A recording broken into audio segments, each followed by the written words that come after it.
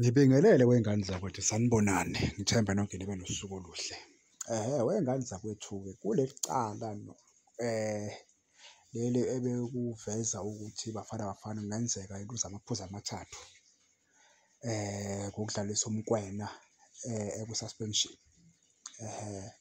Okuvelayo-ke lapha noma-ke iLesotho ithe yona-ke iyaluhoxisa lolu daba lolu. So ngoba ithi nje iyaluhoxisa-ke iLesotho, kusho ukuthi-ke iNigeria, ngoba phela iNigeria evundulule lolu daba. Njengoba ilivundulula-ke udaba iNigeria, yona kusho ukuthi iNigeria befuna ukubhenefitha ukuthi at least ngoba besibashiya nga-2 point, befuna ukuthi-ke masithathelwa lo 3 point bekuzobheda bese bezobe besishiya nge-1 point. Unfortunately-ke bona ba-draw-ke kule game le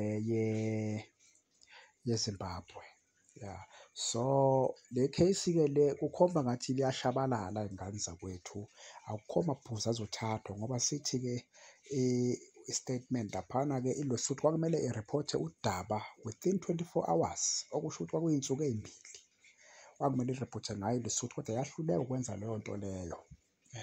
Ngicabanga ukuthi-ke i-South Africa-ke akuselula ukuthi idlelwe lawo maphuzu lawo namagoli amathathu, okuyindaba ezinhle impela iy'ngane zakwethu.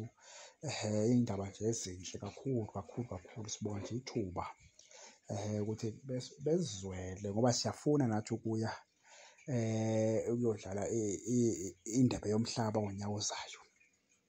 Noma-ke singeke senze kakhulu, kodwa-ke siyafuna ukuthi ngo-2026 siku-witness-e lokho, ngoba mina since ngahlakanipha angikhumbuli iBafana Bafana idlala i-World Cup, angikhumbuli.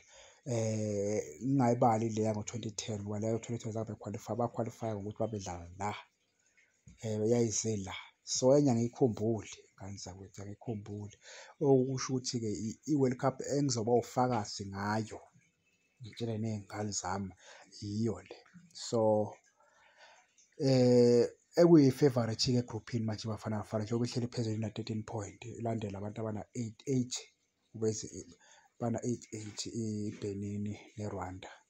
So iNigeria ihleli number 6, emane ina-6 point. So nje hhayi asisathuki lutho iy'ngane zakwethu.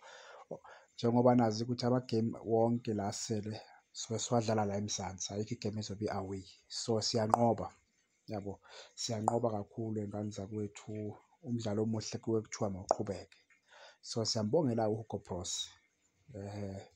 uHugo Broos cha usebenzile lo baba, usebenzile lo baba kakhulu kakhulu kakhulu iy'ngane zakwethu.